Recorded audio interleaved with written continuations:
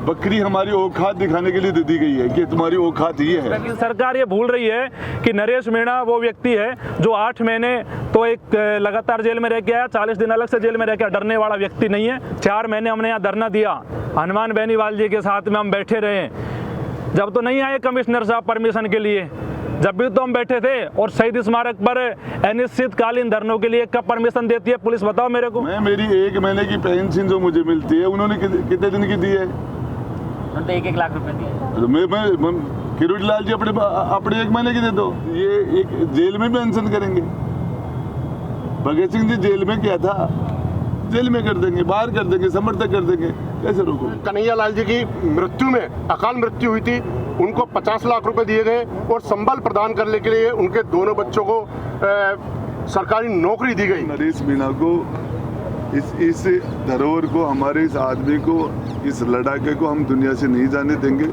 सरकार यदि नहीं करेगी तो हम आगे इसके लिए हमारे समाज के पंच पटेल हैं और लोग हैं, और इस राशि 50 लाख रुपए के लिए नरेश मीणा को हम मरने नहीं देंगे। मैं आपको बता, नहीं तो कोई घर से देता, और पैसे हमने तो गधे को भी 60,000 रुपए दिलाए हैं। ये वीडियो सामने आया जिसमें बता रहा है कि स्थानीय लोगों द्वारा बकरियां, मैं आपको अखबार में ये भी दिला दूंगा, कलेक्टर ने इशू की थी वो बकरियां। दूसरी बात, करोड़ रुपए भी दिए हैं, प्लेन क्रेश जो हो गया उसके अंदर जो मृतकों को 1-1 करोड़ रुपए भी दिए हैं। तो सरकार ने वो भी सरकार ही ने तो किया है, तो दिला दो आप, 50 दिला दो। लाठी के दम पर, पुलिस के दम पर सरकार इस धरने को खत्म करना चाहती है तो सरकार की आज तक के इतिहास में सबसे बड़ी भूल होगी। नरेश जी की तरफ से मोदी जी को जन्मदिन की शुभकामना देता हूँ, उनकी लंबी उम्र की कामना करते हैं। सरकार अगर इस तरह की हमारे सामने दुविधाएं और चुनौतियां खड़ी करेगी तो उनका मुकाबला करने के लिए हम तैयार हैं। और भाई ने कह दिया है कि अन्न त्यागा है, अभी जल भी त्यागेंगे, और भाई नहीं त्यागेगा, हम सब लोग त्याग देंगे। कल को जो बच्चे जो मरे हैं उनमें से कोई आईएएस बनता, कोई आईपीएस बनता। जब चाय वाला एक प्रधानमंत्री बन सकता है तो क्या वो मजदूर जो मेहनत करके पैसे कमा करके और इस तरह से पढ़ा रहा है, क्या वो प्रधानमंत्री नहीं बन सकते थे?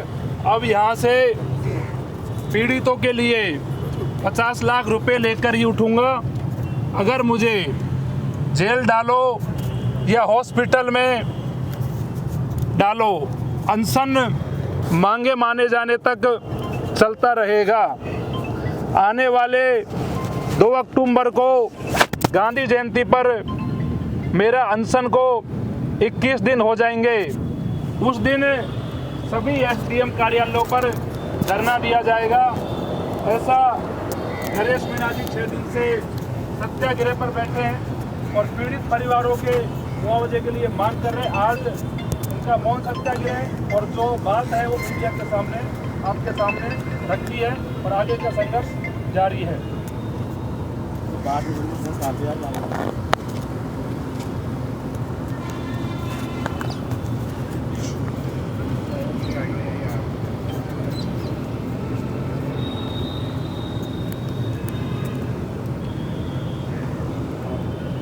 आपके जो सवाल हो आप पूछ सकते हो।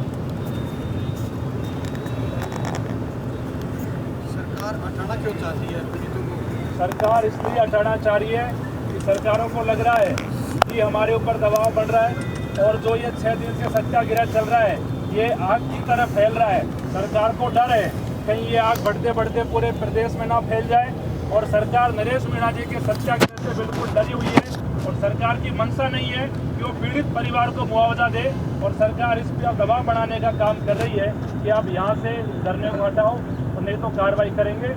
नरेश जी ने कह दिया है कार्रवाई के लिए तैयार है, लेकिन धरना नहीं हटेगा। चाहे अस्पताल भेजो, चाहे जेल भेजो, और आखिरी सांस तक ये लड़ रहे हैं। और 2 अक्टूबर को जब 21 दिन होंगे तो एसडीएम कार्यालय पर धरना भी रहेगा और संघर्ष जारी है। और सवाल तो बताओ।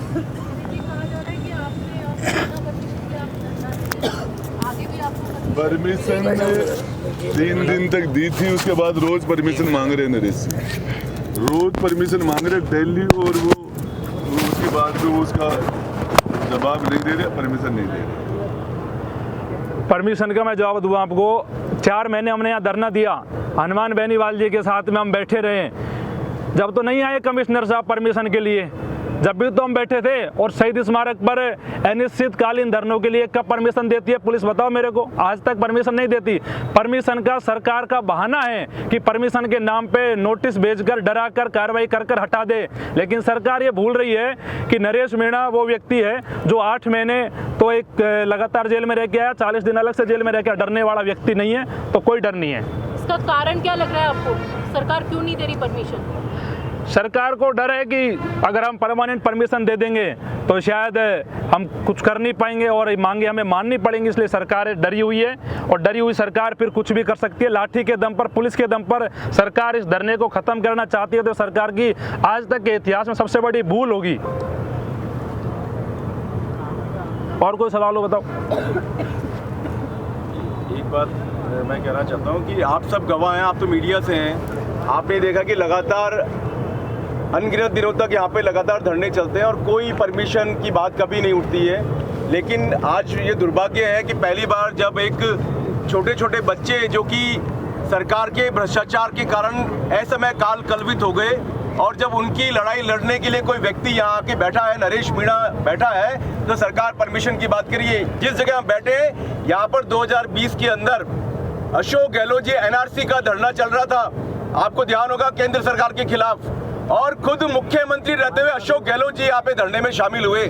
तो ये सब जो बातें हैं वो सिर्फ और सिर्फ आंदोलन करने वाले और जनता के हक की मांग करने वालों को सिर्फ उनके आंदोलन को कमजोर करने का एक तरीका है। लेकिन मेरा ये मानना है कि नरेश मीणा जी और जितने भी उनके साथी हैं, हम लोग हैं, हम कहीं पीछे नहीं हटेंगे। सरकार अगर इस तरह की हमारे सामने दुविधाएं और चुनौतियां खड़ी करेगी तो उनका मुकाबला करने के लिए हम तैयार हैं। और भाई ने कह दिया है कि अन्न त्यागा है, अभी जल भी त्यागेंगे, और भाई नहीं त्यागेगा, हम सब लोग त्याग देंगे। इंकलाब जिंदाबाद, इंकलाब जिंदाबाद। आज अब यहाँ से उठा रहे हो तो दूसरी जगह बैठा दो, लेकिन ये आप इन गरीबों की, इन आदिवासी समाज के लोगों की मांग मान लो, कहाँ दिक्कत आ रही है, यही तो बात है। और आप इसके लिए ये हॉस्पिटल की बातें करते हो, आप जबरन करते हो, तो जबरन सरकार कुछ भी करे, लेकिन ये सत्याग्रह जारी रहेगा। आप भूखे तो है ही इतने दिनों से, तब तक तो सरकार की तरफ से कोई ऐसा आदेश नहीं आ रहा है कि आपकी मांग मान ली जाएगी। अब आप पानी भी छोड़ने की बात कर रहे हैं। ये अनशन शरीर, अपने शरीर को छोड़ने का पार्ट है। ये तो डेमोक्रेसी में है। प्रताप सिंह कैरो ने भी अनशन किया था, उनका शरीर चला गया। और हमारे छाबड़ा जी थे पूर्व विधायक, उन्होंने बहुत से एग्जाम्पल आपके साथ, बहुत के साथ है, उनमें भी ये भी है, सरकार यदि मारना चाहिए तो मारेगी। सच में प्रॉब्लम है। झालावाड़ पीपलोदी हादसे में मृतक और घायल बच्चों के परिजनों की आर्थिक सहायता के लिए कल जो अकाउंट नंबर डाले थे वो बचत खाता होने के कारण से तुरंत बंद हो गया था। यूपीआई आईडी ब्लॉक हो गई है। आज नया खाता खुलवाया। जो भी साथी उन मासूम बच्चों के परिजनों की आर्थिक मदद करना चाहते हैं वो निम्न प्रकार से कर सकते हैं। अकाउंट नंबर गोकुल नारायण मीणा और अकाउंट नंबर सारी डिटेल यहाँ है। मैं चाहूँगा कि मीडिया के साथी भी इस अकाउंट नंबर को तमाम लोगों तक पहुँचाने का काम करें, जो भी पीड़ित परिवार है उनको मदद मिल सके, क्योंकि सरकार तो बेशर्म हो चुकी है, लेकिन राजस्थान की जनता अगर चाहेगी तो जो 50 लाख की हम मांग कर रहे हैं, मेरे को लगता है कि 24 घंटे में 50 लाख का डोनेशन हम आराम से इकट्ठा कर सकते हैं। तो इसमें आप सबका सहयोग रहेगा तो जल्दी मांग पूरी होगी। अभी तक कितनी राशि इकट्ठी? अभी हमने गिनती नहीं की है, लेकिन हम नरेश मीणा को, इस धरोहर को, हमारे इस आदमी को, इस लड़ाके को हम दुनिया से नहीं जाने देंगे। सरकार यदि नहीं करेगी तो हम आगे आके इसके लिए हमारे समाज के पंच पटेल हैं और लोग हैं, और इस राशि 50 लाख रुपए के लिए नरेश मीणा को हम मरने नहीं देंगे, हम भी हमारे लेवल पर, लेकिन सरकार जबरदस्ती नहीं कर सकती। एक और बात सामने आ रही है, जब यहाँ पर सारे लोग इकट्ठे हुए थे नरेश मीणा के समर्थन में, उस दिन एक गाना भी बड़ा चला था कि नेपाल जैसी स्थिति कर देंगे हम यहाँ पर। बिल्कुल देखिए, ये कोई नेपाल में किसी एक व्यक्ति ने वो स्थिति नहीं की थी। वो जैन जी जब जग गया था, खड़ा हो गया था, तो बांग्लादेश में किसने कर दी थी? कोई एक व्यक्ति है क्या? वो तो यूथ है, 17 से 27 के बीच का। जब ये यूथ खड़ा हो जाए तो कौन रोकेगा? आप रोकोगे, मैं रुकूंगा। लेकिन वो गाना यहाँ पर गा रहे थे। अब गा रहे तो वो भी उनका वो है, मैं भी उसमें सहमत हूँ। आपकी तरफ से ऐसा दावा किया जा रहा है कि पीड़ित परिवारों को सरकार ने सिर्फ बकरी दी, लेकिन सरकार ने ऑफिशियल नोटिफिकेशन जारी करके कहा है कि पीड़ित परिवारों को 12-12 लाख रुपए जो मेरे भाई आपको एक नहीं दो, आपको 50। एक मिनट। हाँ आपका पता। साथ ही उन्होंने ये भी कहा है कि संविदा पर नौकरी भी दी गई है प्रत्येक पीड़ित परिवार को, और उन्होंने 1.5 करोड़ सरकार की स्कूल की नवनिर्माण के लिए दिए हैं और टोटल 1 करोड़ 85 लाख रुपए दिए। मेरे भाई मैं आपको बता, नहीं तो कोई घर से देता, और पैसे हमने तो गधे को भी 60,000 रुपए दिलाए हैं। और सरकारों के अंदर ये जो कंपनसेशन है, जो किसी की मदद करने की बात है, ये तो दुनिया भर के एग्जाम्पल है। 50-50 लाख लोगों को भी रुपए दिए गए हैं। इससे ज़्यादा 10-20, 25 लाख रुपए हम हमारे झुंझुनू में, शेखावाटी में जब करते हैं एजिटेशन, तो 5 लाख रुपए तो कोई भी बिजली से सोर्स से खत्म हो जाता है, उसको 5 लाख रुपए मिलते हैं एक्सीडेंट का। तो ये तो सारा प्रोसीजर है, उसमें सरकार कर दिया। आप कह रहे हो सरकार ने वो कर दिया, बात बकरी वो नहीं है। बकरी हमारी औकात दिखाने के लिए दे दी गई है कि तुम्हारी औकात ये है। उनका ये है कि बकरी सरकार की तरफ से दी गई है। वीडियो सामने आया जिसमें बता रहा है कि स्थानीय लोगों द्वारा बकरियां। मैं आपको अखबार में ये भी दिला दूंगा, कलेक्टर ने इशू की थी वो बकरियां। दूसरी बात, करोड़ रुपए भी दिए, प्लेन क्रेश जो हो गया उसके अंदर जो मृतकों को 1-1 करोड़ रुपए भी दिए हैं। तो सरकार ने वो भी सरकार ही ने तो किया है, तो दिला दो आप, 50 दिला दो। सरकार ने करोड़ पहले आपकी मांग 1-1 करोड़ की थी, फिर 50 लाख में कैसे आ गए आप? अभी इस मामले के अंदर जो आप बता रहे हो कि ये सरकार ने कर दिया, ये काट लेना, इसमें ये कम कर देंगे आपके जो आपने मदद की है वो कम कर देना। कन्हैया को 50 लाख रुपए दिए थे, कन्हैया के मामले में उसे 2 सरकारी नौकरी दी थी, यहाँ 50 लाख जयपुर में भी दिए हैं। और इसके लिए मैं भी आपको बता दूंगा, और भी 20-25-50 एग्जाम्पल हम आपको और दे देंगे, जिनके अंदर ये सरकार की तरफ से ऐसा भी दावा किया जा रहा है कि जो पीड़ित परिवार थे उन्होंने शांति से राशि स्वीकार कर ली थी, लेकिन बाद में अब आप और तो और स्वीकार कर लेंगे। बैठे ना अब ये यहाँ ये भी कर रहे, तो पीड़ित परिवार यहाँ बैठा है ना। आपने पीड़ित परिवार को, तो पीड़ित परिवार यहाँ से क्यों आया? आपने जब ये सारा कर दिया तो पीड़ित परिवार को झालावाड़ से यहाँ क्यों आना पड़ा? रोक लेते। पूर्व मुख्यमंत्री जी वसुंधरा जी का क्षेत्र था, बोले बाहर के आदमी नहीं आएंगे हमारे यहाँ, ये हमारा झालावाड़ का परिवार है। तो फिर वो परिवार यहाँ क्यों आया राजधानी में? कैबिनेट मंत्री किरोड़ीलाल मीणा ने और निर्मल चौधरी ने भी अपनी स्वयं की राशि दी है उनके लिए 1-1 लाख रुपए। क्या आप भी ऐसा देने की कोई मंशा रखते हैं? मैं मेरी 1 महीने की पेंशन देता हूँ। इंकलाब जिंदाबाद। हमें अप्रिशिएट करते हैं। कह रहा हूँ मैं आपको। नहीं, मैं तो कहूँगा कि इस पीड़ित परिवारों को, आपको भी पूरे मीडिया जगत को भी मदद करनी चाहिए। मैं मेरी 1 महीने की पेंशन जो मुझे मिलती है, उन्होंने कितने दिन की दी है? उन्होंने 1-1 लाख रुपए दिए। तो मैं किरोड़ीलाल जी अपने 1 महीने की दे दो, बाकी के लोग दे दो। जब भी कोई पीड़ित होता तो हम देते थे पहले। मुझे तनख्वाह तो मिलती नहीं है, पेंशन मिलती है, मैं 1 महीने की पेंशन देता हूँ इनको। अभी हम वहाँ एसपी साहब के पास गए थे, तो उन्होंने कहा कि भाई परमिशन नहीं मिलेगी तुम्हें और मुकदमे भी दर्ज करेंगे और यहाँ से जगह खाली कर देंगे। अरे वो बेनीवाल जी के भी हवाला दिया, वो नोटिस दिया है सब। अभी जस्ट मिल के आ रहा है। अरे उसके अंदर साउथ है ना, वो जो किया है वो तो नोटिस आई गया ना। वो आएगा अभी जस्ट मिल के आ रहा है। सरकार जबरदस्ती करेगी तो सरकार करेगी, जबरदस्ती। जेल में भी डाला है, 2 बार डाला है। जबरदस्ती यहाँ से उठाएंगे तो सरकार तो सरकार है, लेकिन ये एक जेल में भी अनशन करेंगे। भगत सिंह जी जेल में क्या था, जेल में कर देंगे, बाहर कर देंगे, समर्थक कर देंगे। कैसे रोकोगे? ये है। और आपके पास वो भी बता दो, झालावाड़ में उन्होंने कोई मदद की है? पता नहीं, वो झालावाड़ वालों ने की है, राजस्थान सरकार वालों ने की है। कोई भी खिलाड़ी ओलंपिक का मेडल लेके आता, दिल्ली वाले भी उसको देते हैं, राजस्थान उनकी स्टेट की सरकारें भी देती है, तो वहाँ वाले भी कर दो, यहाँ वाले भी कर दो। कहाँ दिक्कत आ रही है? नहीं, दोनों ही तरफ से किया गया है राजस्थान। पता नहीं मुझे कहाँ से, लेकिन है ना जो अमाउंट, कुछ मेरे भाई आपको बताऊँ, जो अमाउंट है ना, पूरे सांप दंश से कोई चला जाता है उसको 5 लाख रुपए मिलते हैं, बिजली से कोई चिपक जाता है करंट से उसको 5 लाख रुपए मिलते हैं, किसी में 10 लाख। ये तो सरकारों के फैसले हैं। एक्सीडेंट के अंदर सरकार देती है, हर चीज के अंदर देती है। मुख्यमंत्री चिरंजीवी के अंदर पैसे मिलते हैं, दूसरे पैसे मिलते हैं। ये तो 50 मामले मैं बता दूंगा। अब कौन से मध्य में दिए मुझे तो पता नहीं, लेकिन वैसा ही कुछ हुआ होगा। लेकिन ये स्पेशल केस है ये, जिसके अंदर एक आदिवासी समाज के स्कूल, सरकारी स्कूल में बच्चे दबके बड़ा दिल दिखाई कर दो, चले जाएंगे आराम से। क्यों गैंगस्टरी की बातें क्यों करते हो? आज तो मोदी जी का जन्मदिन है, आज तो कम से कम दिल दिखाना चाहिए। मुख्यमंत्री जी चाय पा रहे हैं, वो भी है तो वो भी नहीं पियेंगे। आप ये देखिए कि मतलब मोदी जी पूरे राष्ट्रीय स्तर पे छात्रों के साथ संवाद करते हैं। हमारे स्कूल के छात्रों का मनोबल बढ़ाने के लिए वो संवाद करते हैं, लेकिन क्या उनको पता है कि उनकी इस व्यवस्था में, उनकी सरकारी स्कूल के अंदर असमय काल कल्पित बच्चे हो जाते हैं, उनके माँ बाप जो है बिना बच्चों के हो जाते हैं, तो क्या उनका कोई कर्तव्य बनता है? क्या सिर्फ उनका यही कर्तव्य है कि मुझे सिर्फ बच्चों से बात करनी है और एक उनका मनोबल बनाना है? क्या वो जिम्मेदारी लेने को तैयार है कि भी उनके रहते हुए आज आज़ादी के 70 साल के बाद जब हम चंद्रमा पे जाने की बात कर रहे हैं, मंगल पे जाने की बात कर रहे हैं और वहां पर हम करोड़ों अरबों खरबों रुपए खर्च कर रहे हैं और वहां एक स्कूल के अंदर उनके भ्रष्टाचार के कारण, उनकी लापरवाही के कारण बच्चे ऐसे में काल कल्पित हो जाते हैं। मैं कह रहा हूं उन बच्चों को तो शहीद का दर्जा देना चाहिए जो आपके भ्रष्टाचार के कारण शहीद हो गए। लेकिन सरकार अपने गिरेबान में झांकने की बजाय जो व्यक्ति उनके लिए लड़ रहा है, उनके लिए संघर्ष कर रहा है, उसको जेल के अंदर बंद करने पर तुली हुई है। ये लोकतंत्र की जो तानाशाही जो है, लोकतंत्र के नाम पे जो तानाशाही चल रही है, उसकी पराकाष्ठा हो चुकी है।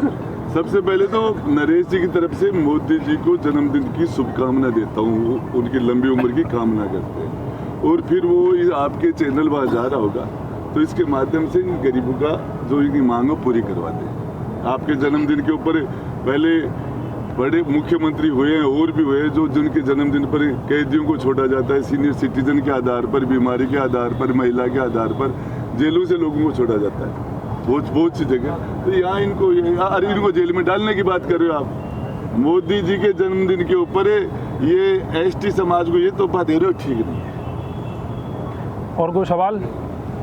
मैं भी मीडिया के बंधुओं से एक निवेदन करना चाहूँगा कि मीडिया इस देश का लोकतंत्र का चौथा स्तंभ है और चौथा स्तंभ होने के नाते मैं आपसे ये करबद्ध निवेदन करता हूँ कि इस केस के अंदर आप इसमें मदद करें।